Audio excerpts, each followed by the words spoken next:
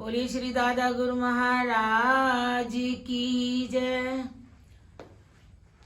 शीत दुश्मन देखा नहीं, नहीं देखा ऋतुमास, सब दुख सुख सिर पर सहा, तज जी जीवन की आस।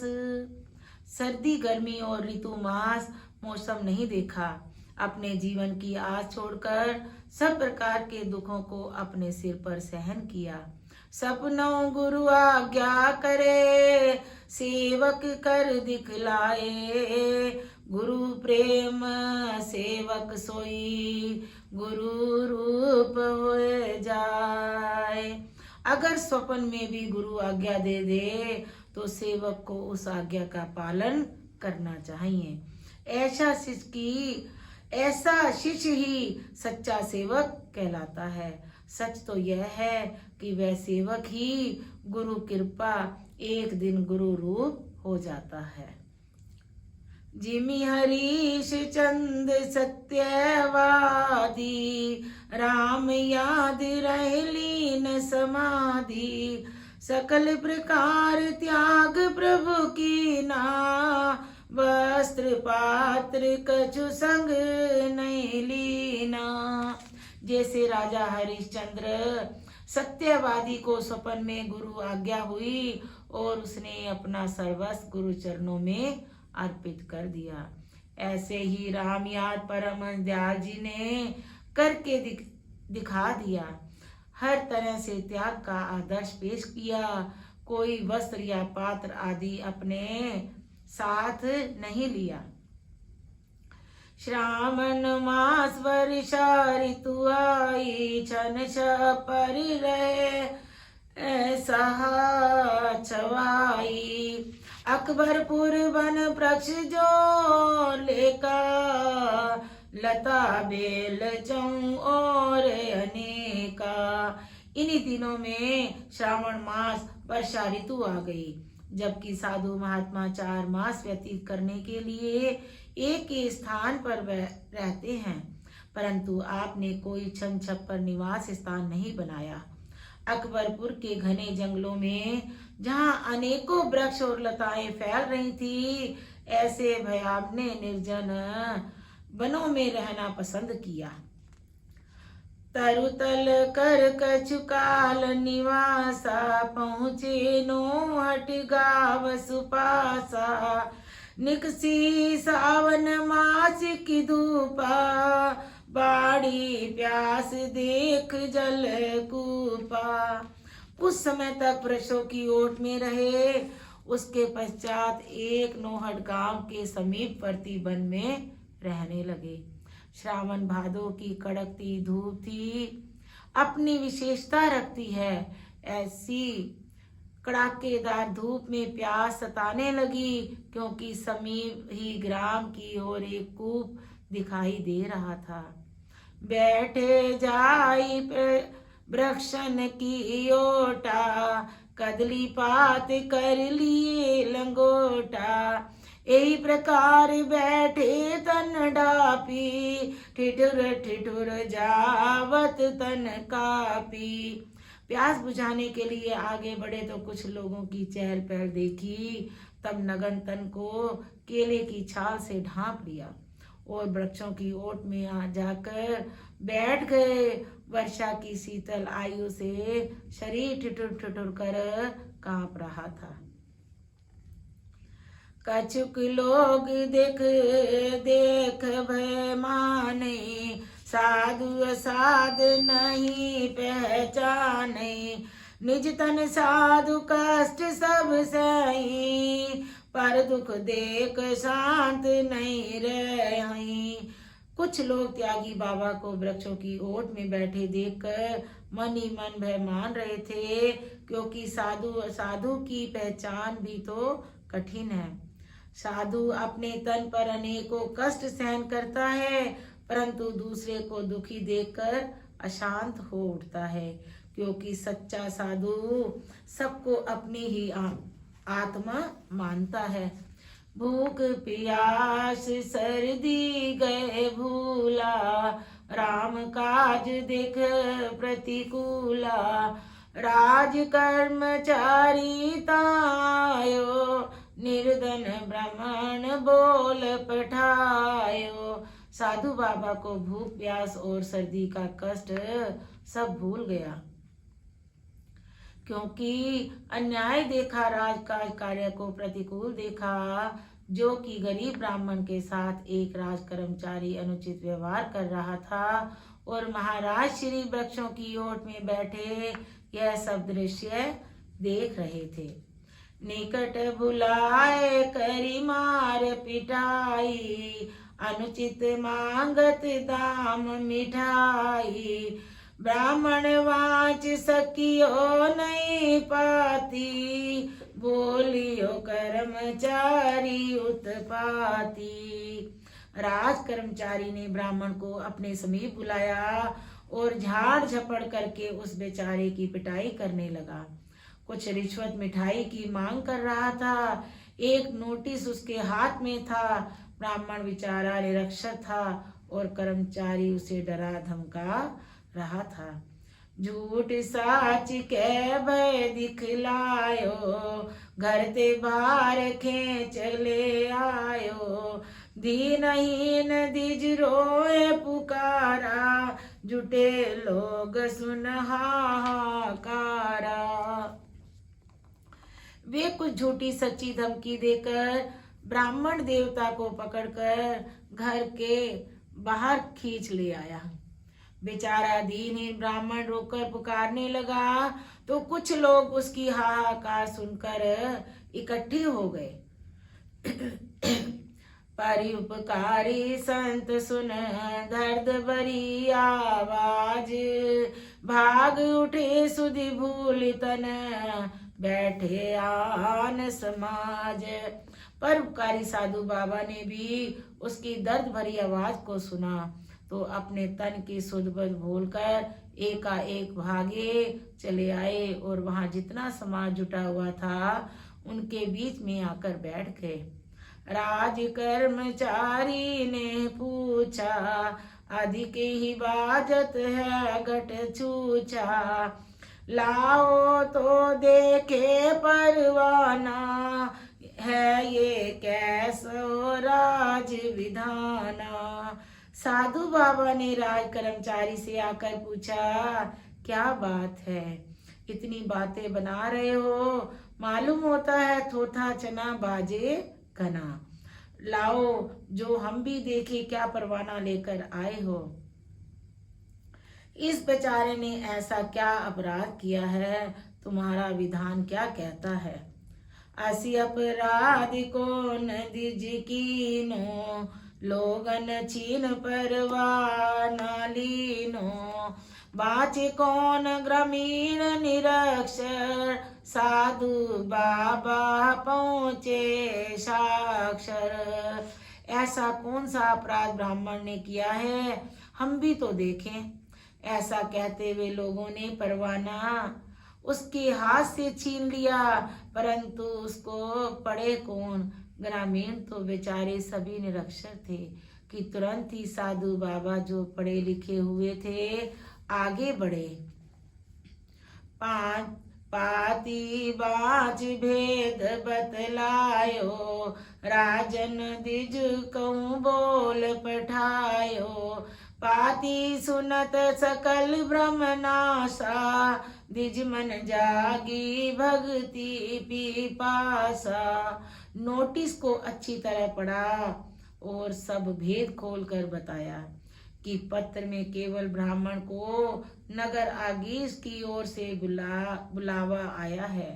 पाती सुनते ही सब लोगों का भ्रम दूर हो गया और बेचारे दुखी ब्राह्मण को संतावना मिली और साथ ही साधु बाबा के प्रति अत्यंत श्रद्धा जाग उठी, जिन्होंने उसे इस कष्ट से बचाया। तुरते ही बाबा को ग्रह लायो, दुख दरिद्र सब दूर भगायो, सुंदरी आसन पलंग बैठाए, परमहंस के शिष्य कहलाए। तुरंत ही साधु बाबा को अपने घर ले आया, जिन्होंने सब दुख दरिद्र से मुक्ति दिलाई। महाराज श्री को सुंदर पलंग आसन बिछाकर बिठाया, भोजन कराया और इसी श्रद्धा भावना को लेकर महाराज श्री का शिष्य बन गया। परिउपकारी साधु के दर्शन करते पिताए, नगर निवासी लोगन निज गृह चरण छुआए। ऐसे परोपकारी साधु बाबा के दर्शन करके नगर निवासी भी तृप्त हुए और नगर के कई लोगों ने साधु बाबा को अपने निवास स्थानों में बुलाकर अपनी अपने गृह को पवित्र कराया एवं अपनी मनोकामनाओं को पूरा किया। दिवस एक दोय दी की नतावासा, बस्ती बसत मन भयो उदासा। साधु न रही एक स्थाना, ताते आज हम किन पे आना। परम दयाल जी ने उस ग्राम में 2-1 दिन निवास किया, परंतु बस्ती में रहने से मन उपराम हो गया। मन ही मन विचार पैदा हुए कि साधु को एक स्थान पर अधिक समय तक नहीं रहना चाहिए, इसलिए दूसरे दिन ही वहां से प्रस्थान करने का निश्चय कर लिया। दिवस तीसरे प्रातः दाता, पूर्वासन स्यों बोले ताता। भय एकत्र ग्राम के लोगा, कसी अपराध यस दियो वियोगा। तीसरे दिन प्रातः काली दीन दयाल जी ने नगर निवासियों को बुलाकर स्पष्ट ही कह दिया कि हम जा रहे हैं। महाराज श्री का संदेश पाते ही नगर के कई लोग एकत्र हो गए और कर वृद्ध प्रार्थना करने लगे कि प्रभु, हमसे ऐसा क्या अपराध हो गया है कि आपने एकाएक यहाँ से प्रस्थान करने का विचार कर लिया है। हमारी बात सुनो मन लाई, निज निज काज करो ग्रह जाई। असी उपदेश दीन गुरुदेवा, करिए साधु संत की सेवा। आप लोग सब मन लगाकर हमारी बात सुनो और जाकर अपना अपना गृह कार्य करो। ऐसा उपदेश सतगुरुदेव महाराज ने सबको दिया कि साधु संतों की सेवा का लाभ उठाओ। साधु संत जग के दुख हरई, गुरु सेवक यम ते नहीं डरई। असी उपदेश देती उठ दाए, पूर्वासी चरणन लिपटाए। साधु संती जग जीवों के दुख का हरण करते हैं तथा गुरु का सेवक कभी यम से नहीं डरता। गुरु कृपा से ही ऐसे भय का निवारण होता है। इस प्रकार सद उपदेश देते हुए महाराज जी श्री एकाएक ही उठकर चल दिए। जब महाराज जी चलने लगे तो नगर निवासी सब श्री महाराज श्री के चरणों में लिपट गए। तुरत ही साज पाल की मंगवाई, परमहंस कही दियो बैठाई। विदा किए सब ग्राम निवासी, नगर नारी नर भय उदासी। जब लोगों ने यह देखा कि महाराज जी तो पांव प्यादे ही जाने को तैयार हो गए, तुरंत ही लोगों ने एक सुंदर सजी हुई पालकी मंगवाई और श्री परमहंस जी को उस पालकी में बैठने को मजबूर किया। श्री महाराज जी को उस पालकी में बैठना पड़ा। पालकी में बैठते ही महाराज श्री ने ग्राम निवासियों को विदा किया एवं कहारों को जल्दी से चलने की आज्ञा दी। इस दृश्य को देखकर सभी नर नारी अत्यंत उदास हुए और महाराज श्री की पालकी जब तक दिखाई देती रही तब तक वे एकटक दृष्टि से उधर ही देखते रहे। निक से बाहर नगर ते दिए कहार लुटाए, वस्त्र को पीन सब त्याग कर पाव पे आदि दया धाये। महाराज श्री ज्यों ही लोगों की नजरों से ओझल हुए, नगर से बाहर निकलते ही पालकी से उतर गए और कहारों को वापस लुटा दिया और वस्त्र को पीन आदि का भी त्याग करते हुए पांव पे आधे वन की ओर कहीं दर्शकों की दृष्टि से आलोप हो गए। प्रभु पहुँचे यस सदन वन, जहाँ नहीं मानव जात, सिंह दहाड़त दिवस निस, नाग करें उत्पात। ऐसे सदन वन में पहुँचे जहाँ कोई मानव जाति दिखाई भी नहीं देती, जहाँ दिन रात सिंह दहाड़ते हैं और भिन्न भिन्न प्रकार के नागों के नृत्य हो रहे हैं। डेरी घाट तलोथू थाना, अकबरपुर बन नाम बखाना, वर्ष 4-6 बीते तैवा, बनचर करत कलोल नित जयवा। यह वन अकबरपुर के नाम से प्रसिद्ध था, जो कि डेरी घाट के समीप तलोथू थाना के संरक्षण में था। इस वन में आपके 4-6 वर्ष का लंबा समय व्यतीत किया, जहाँ बनचर अनेक प्रकार के कलोल करते दिन रात आगे पीछे भागे फिरते थे। अति प्रसन्न प्रभुता बन रहे, वर्षासित उपवन सिर से, रहे योग अभ्यास में लीना, हर घट पार ब्रह्म कछु चीना। ऐसे सदन और भयावने स्थान पर मनुष्य की जाति कहीं देखने को भी नहीं मिलती, जहाँ अत्यंत प्रसन्न चित्त से निवास करते हुए वर्षा ऋतु, शीतकाल, ग्रीष्म ऋतु सब कष्ट सहन करते रहे, योग समाधि में लीन दुख सुख को सम जानकर सर्वत्र अपनी ही आत्मा दिखाई देती है। सब में ही पार ब्रह्म का रूप दिखाई देता है।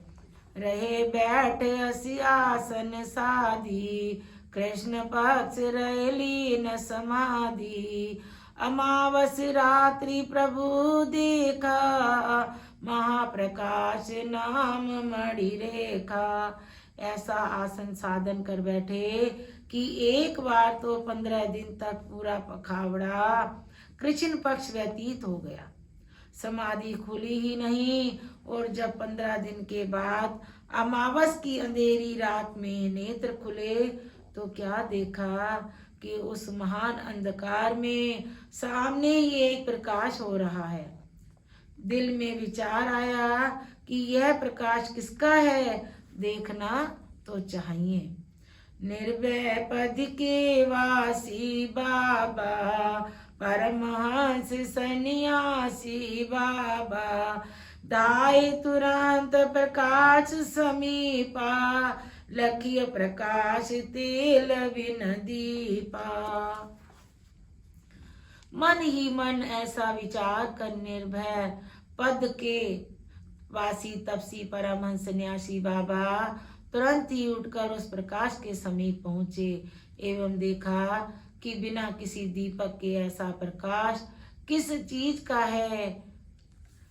ब्राह्मण वृद्ध खड़ा तैवा पायो, इच्छाधारी रूप बदलायो, पूछियो कवन काजी आए, ब्राह्मण दीनो शीस नवाए।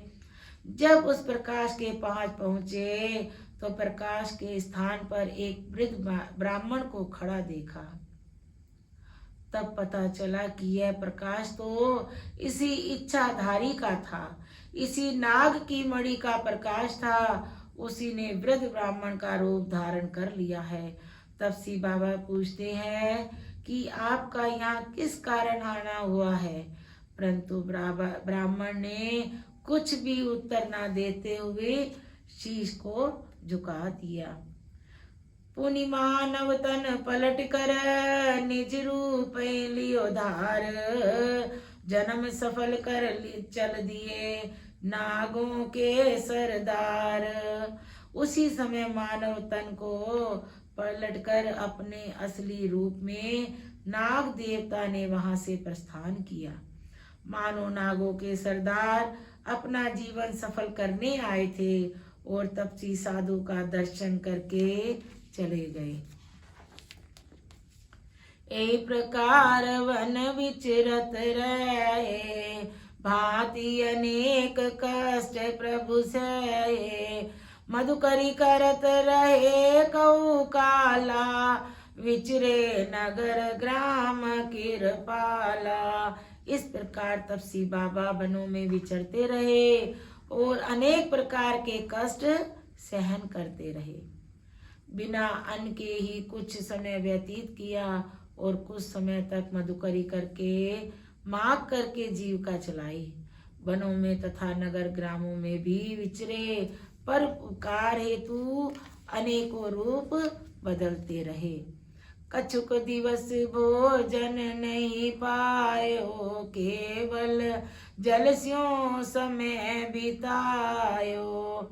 भयो देव योग से आना, थानेदार तलो तू थाना।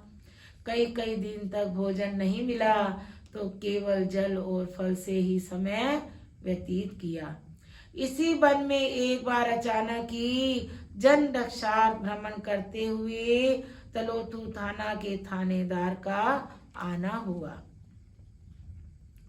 मुकुंद लाल सिंह नाम बतायो, कछुक काल भोजन करवा पहुँचायो। कर्मचारी सब लिए बुलाई, सेवा टहल की विधि समझाई। थानेदार जी ने अपना नाम मुकुंदलाल सिंह बताते हुए आपसे प्रार्थना की और कुछ समय तक अपने कर्मचारियों के हाथ भोजन पहुंचाने की सेवा का सौभाग्य प्राप्त किया। कर्मचारियों को सेवा टहल की विधि समझाई, जो कि बड़ी पवित्रता एवं श्रद्धा भाव से भोजन पहुंचाते रहे। ठाकुर जाट यवन सब आए, परमहंस के दर्शन पाए। आशीर्वाद सबन कई दीना, जन समूह सब शिष्य कर लीना। उन कर्मचारियों से ठाकुर जाति के लोग भी आते रहे। सेवा और दर्शनों का लाभ उठाकर सब ने बाबा का आशीर्वाद प्राप्त किया। सत्संग वचनामृत पान करने से कई लोग तो आपके शिष्य बन गए। अधिक लोग आने लगे श्री परमहंस के पास। भजन भंग होने लगा, हो गया चित्त उदास। महाराज श्री के पास उस निर्जल वन में भी लोगों का आना जाना अधिक हो गया। मानो भजन में विघ्न पड़ने लगा। जैसा एकांत आप चाहते थे वैसा नहीं रहा। भजन में आनंद न मिलने के कारण उस स्थान से भी आपका चित्त उदास हो उठा। पाँव प्यादे ही चल दिए, दृढ़ निश्चय धारण करहिए। नहीं देखे कछु दिन और रहना, तब लग पर्यो मन को चैना। एक दिन बैठे बैठे मन ही मन ये निश्चय दृढ़ कर लिया कि अब यहाँ से कहीं दूसरी जगह चले जाना चाहिए। मौज उठी और पाँव प्यादे ही चल दिए। तब तक मन को चैन नहीं मिला, जब तक कि कोई सुंदर सुरक्षित एकांत स्थान नहीं मिला था। इतने समय में ना दिन देखा ना रात देखी, लगातार ही चलते ही रहे। कर प्रस्थान नंदन बन धाये, भ्रमण करत विचरत प्रभु आए। निराहार बीते दिन तीना, अनेक प्रकार साधन तप कीना। अकबरपुर वन से प्रस्थान कर आप विचरते भ्रमण करते हुए रोहतासगढ़ी के समीप नंदन वन में जा पहुंचे। अथक परिश्रम करते हुए निराहार रहकर तीसरे दिन ऐसा सघन वन देखकर आपको अत्यंत प्रसन्नता हुई एवं वहीं पर निवास करके अनेक प्रकार के साधन कीने। निर्जन बन सुंदर मन भायो, दिवस तीसरे चरण टिकायो। कियो एकांत स्थान निवासा, जन जीवन नहीं कतहु सुपासा। आपके मन को यह निर्जन वन बड़ा पसंद आया। तीसरे दिन वहां चरण टिकाए, ऐसे एकांत स्थान पर निवास किया जहां आसपास नजदीक किसी के आने जाने की कोई आशा ही नहीं की जा सकती। ता बैठे प्रभु आसन लाई, देव की सब सुध बिसराई। गंग जमन दो सम कर लीनी, गुप्त श्रेय त्रिवेणी सुरती असबीनी। उस जगह आपने ऐसा आसन लगाया कि देह की शुद्धि ही भूल गई। गंगा जमुना अर्थात ईड़ा पिंगला दोनों सुरे सूर्य और चंद्र को एक साथ साथ चलाकर श्वास का आना जाना सीधा सूक्ष्मना से ही जोड़ दिया। इस प्रकार से सुरती साधना द्वारा चित्त वृत्ति को त्रिकुटी स्थान से, जिसे गुप्त त्रिवेणी कहते हैं, वहां पर टिका लिया। भयो शांति मन करे स्नाना, नाम यमी रस पी तिरपत ताना। ऐसो नाम अमृत जो पीवत, शब्द रूप होए सो नित जीवत। इस गुप्त त्रिवेणी में मन का स्नान होता है।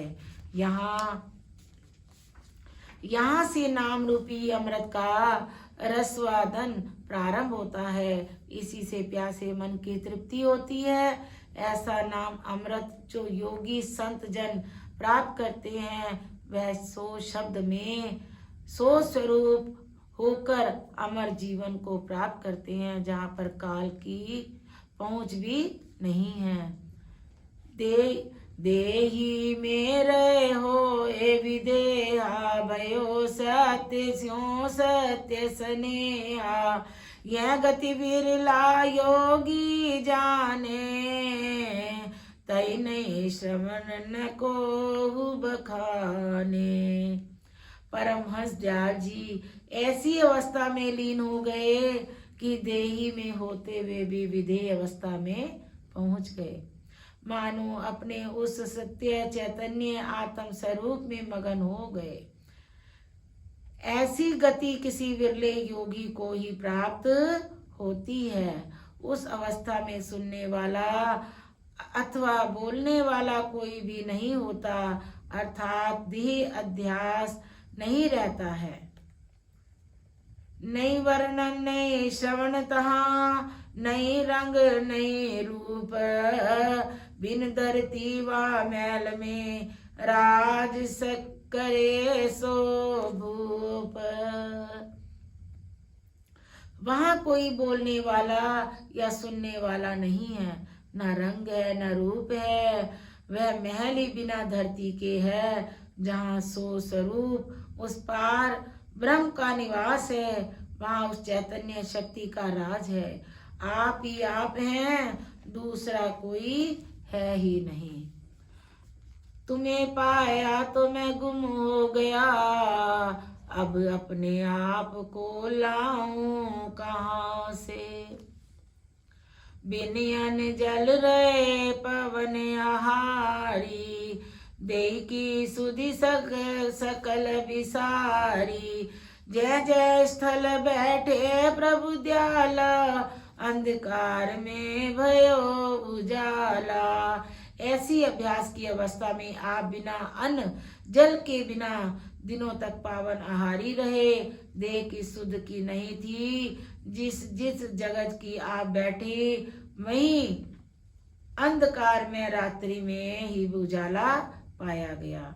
एक प्रकार का घेरा आपके चारों ओर दिखाई देता था।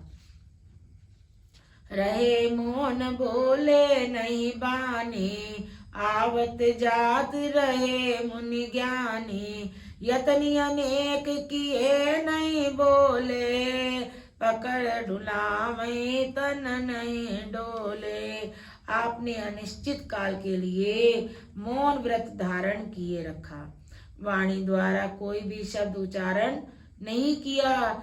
ऐसी अभ्यास की अवस्था में अनेकों ही संत महात्मा आपके पास पहुंचे। कुछ लोगों ने सुरती को उतारने का यत्न भी किया, शरीर को हिलाकर भी देखा, परंतु ना तो शरीर हिला और ना ही मुख से कोई शब्द निकला।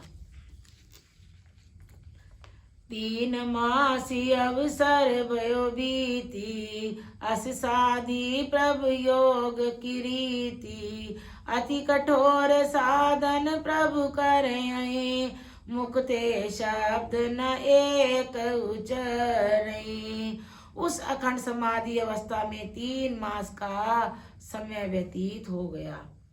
इसी अवसर पर कुछ ऐसी योग की रीति में रिद्धि प्राप्त की कि कठोर साधना में लीन रहकर वाक सिद्धि को प्राप्त कर लिया, परंतु मुख से एक भी शब्द उच्चारण नहीं किया। श्रवण मोद सुनिए सोबानी, जो मुख ते नहीं जाए बखानी। सोबानी जाने अन्यासी, या कछु साध संत सन्यासी। उसके पश्चात आपने श्रवण द्वार भी मूंद लिए और उस परावाणी को सुनने में मगन हो गए, जिनका वाणी द्वारा वर्णन ही नहीं हो सकता। उस परावाणी को तो कुछ थोड़े से अभ्यासी लोग ही जानते हैं, या कोई विरले साधु संत सन्यासी लोग जानते हैं जिन्होंने उनका अनुभव किया है। अस कठोर तब साधना करिहै विरले संत, पोथी पुस्तक वांचते देखे साधु अनंत। इस प्रकार के कठोर तप और साधना तो कोई विरले संत महात्मा ही करते हैं। यह हर एक का काम नहीं। पोथी पुस्तक वांचने वाले, कथाएं बनाने वाले तो बहुत मिल जाते हैं। क्या साधु वेश और क्या ग्रस्त रूप में कथावाचक प्रचारक अनेकों ही देखे जाते हैं, परंतु सच्चा तपस्वी संत कोई मिलता है। गमन करत पग ही बन धाये, निकट रोतास गढ़ी प्रभु आए। तैबन ठाकुर जी को मंद, लखी नंदन बन शोभा सुंदर। हमारे दादा गुरुदेव पाप प्यादे गमन करते नंद नवन के घनघोर जंगलों में भ्रमण करते हुए रोहतासगढ़ी नगर, जो कि राजा हरिश्चंद्र के पुत्र के नाम से प्रसिद्ध रहा, एकांत स्थान में नगर के बाहर एक ठाकुर जी का मंदिर जो बड़ा ही सुंदर था, वहां आसन लगाया। मंदिर माई लखियो प्रभु जाई, हरिश्चंद्र वंशावली पाई।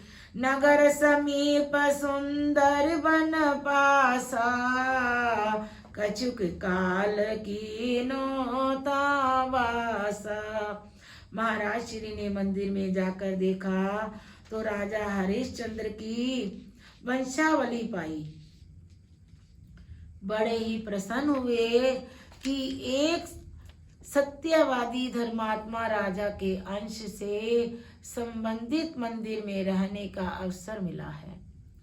ऐसा एकांत स्थान जो नगर से बाहर भी है और जंगल भी है, अपनी रुचि के अनुसार सुंदर स्थान पाकर कुछ काल तक वहां अपना निवास रखा।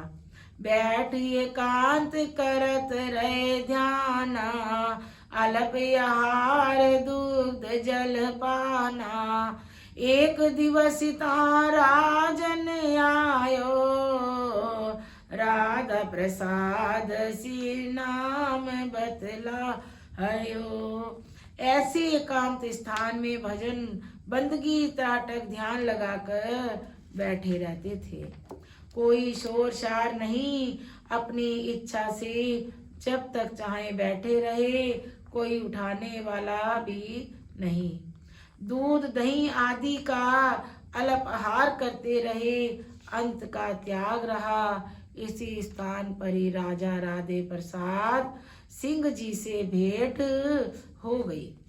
विद्या गुरु आए तिन साथा, परमहंस कहु नायक माथा।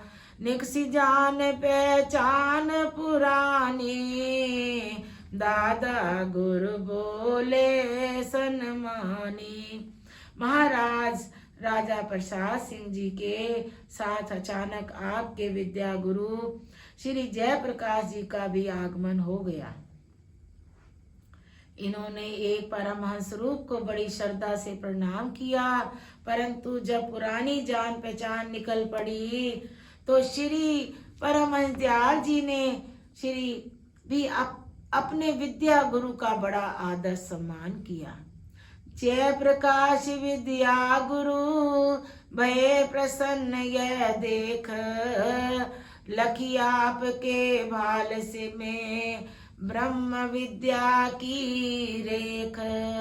श्री परमहंस दयाल जी के विद्या गुरु श्री जय प्रकाश जी यह सब देखकर बड़े प्रसन्न हुए। इसी प्रसन्नता में जब थोड़े और समीप पहुंचे तो देखा कि जिनको हमने विद्या पढ़ाई है उनके मस्तक में तो ब्रह्म विद्या की भी बड़ी गहरी रेखा पड़ी हुई है, तो और भी प्रसन्नता बढ़ गई। विद्या गुरु पत्नी को भाई, अनायास पहुँचो भाई। लीनो संत दर्श को लाहा, उपजियो मन सेवा उत्साह। ऐसा शुभ घड़ी में जहाँ ऐसी महान विभूतियों का मिलन हो रहा था, अनायास ही विद्या गुरु की पत्नी के भाई का आगमन हो गया। इन्होंने भी दर्शनों का लाभ प्राप्त किया। इतना ही नहीं बल्कि दर्शन करते ही मन में सेवा का उत्साह पैदा हो गया और तन मन धन से सेवा का लाभ उठाने लगे। चापत चरण स्नान करावत, नित प्रति मंदिर आवत जावत। माखन दूध दही मिष्ठाना, संतन कहीं करवावत पाना। नित्य प्रति मंदिर में पहुंचकर महापुरुषों की सेवा का लाभ प्राप्त करना अपना कर्तव्य ही मान लिया। संत महात्माओं को स्नान कराना, चरण चापना तथा दूध दही माखन मिश्री आदि का आहार कराना सब अपने जिम्मे ले रखा था। पंडित शिव दत्त सेवाकारी, लोक लाज सब रहे विसारी। संत संत जन तैयासीसा, सत नाम की नो बख्शीसा। आपका शुभ नाम पंडित शिव दत्त बताते हैं। जिन्होंने साधु सेवा में जगत की लोक लाज सब कुछ भुला दिया। ऐसे सेवादार को महापुरुषों का आशीर्वाद प्राप्त हुआ। जब परमहंस दयाल जी ने मन में दया आई तो ऐसे दयालु हुए कि सत्य नाम का खजाना भी बख्श दिया। सहज समाधि अजिबा बतलायो, परमहंस को शीश कहायो। परि उपकार दादा गुरु दीना, नाम दान अधिकार न दीना। दयालु प्रभु ने आपको सहज समाधि और अजपा जाप की वह गुप्त साधना युक्ति बतला दी और अपना परम शिष्य स्वीकार लिया। दादा गुरु महाराज ने यहीं से नाम दान देना प्रारंभ किया था और भी जो अधिकारी मिले नाम दान देने की कृपा करते गए। परमहंस जी का रहा कछुक कालता वास, केतक मंत्री भूपगण आए आपके पास।